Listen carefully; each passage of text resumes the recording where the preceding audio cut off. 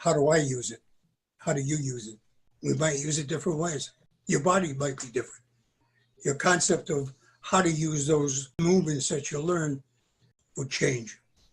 Your opponent changes, tall, short, heavy, slow, fast. You have to adapt to that. And that's where the Bunkai comes in, constant adaptation. Bunkai means, whenever I used to do seminars, I'd always say, how many people know what Bunkai means? Of course, all the hands would go up. And I'd say, what does it mean to application? Well, no. It means to analyze. You can analyze something without applying it, and you can apply something without analyzing it. So you analyze first, and then from the analyzation, how do I apply what I just analyzed? That changes according to who your opponent is. Everybody's going to react to you differently. So Bunkai actually means adaptation. Analyze, then adapt. Analyze, then adapt. That's no different than boxing. That's what boxers do. They're in the moment. So Bunkai in karate takes you into the moment of what's happening right then. What do I do with it? So Bunkai is fluid. Of course, we use Kiln Bunkai, which is how you start. You analyze it this way so you have a base for learning. Mm. Second one is Oyo Bunkai. Oyo means now different opinions. How do I use this now? Well, maybe I can do this instead. Maybe this will work better for me. Not changing the movement, but how I use that movement on a certain person. And when I was training in Okinawa, on Sundays we'd have training sessions where Sensei would invite some of the older, higher ranking students in and some of the younger ones. And we call it Kenkyukai, means to research. So there would be Kenkyukai, would be research on that day. So one of the younger students would do Kata, and then Kiln Bunkai or Oyo Bunkai. And then we say, well, different ideas. Well, what do you think?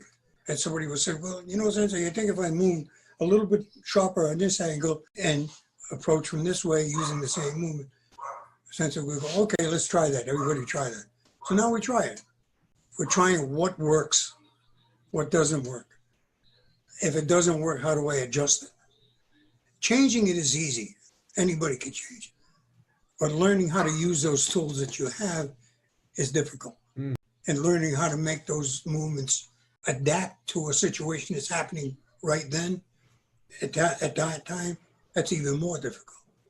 So what it comes down to is sensitivity. That's why in Goju Ryu, when you see good Goju Ryu Kata, it's all connected from the beginning to the end. You don't see separate parts to it. You see a continuation. One movement leads into the next movement. That movement leads into the next, etc. And in Bunkai, every movement is not meant to be a final movement. Sometimes it's meant to get a reaction out of the opponent. I do this to get a reaction to move into the next movement, etc., etc. So this is where the sensitivity comes in. That's why in Bunkai, when we train one person, two people together, and you connect. Once you connect, you try to stick and stay connected. You don't separate. If you separate the connection, then you have to start again. Mm. As long as I can touch you and I can feel you, I have a better chance of reading where you're going and what you're doing. Once I separate, that connection's gone. There's no such thing with us as offense and defense. Once the connection is made, it's all offense. Mm. Everything is offense after that. But using, which I'm sure all of us know, all of you know this, is that any block could be a strike, any strike could be a block, etc. So that's where you see Okinawan Kata Bunkai, you'll see that connection of one becoming the other. And the best, what's better, offense or defense? Neither one. It's when they're both the same. When offense and defense are the same, they connect, that's the best. Now you work. Now you've got the essence of it. And then my other quick question, or maybe not, before we get into the 10 questions is, you're talking about the difference between the Okinawan roots, which you ultimately found, and the Japanese, which you were first presented with in the 60s. Do you believe that there was more grappling back in the 1800s in the Okinawan Bunkai as part of the karate? Or do you think that's always been a separate thing? No, absolutely. Absolutely.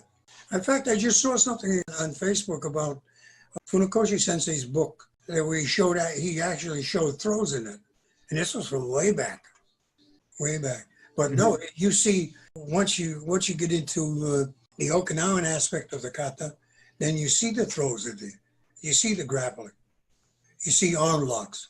In Seipai, there's an arm lock that goes into a strike, and so on.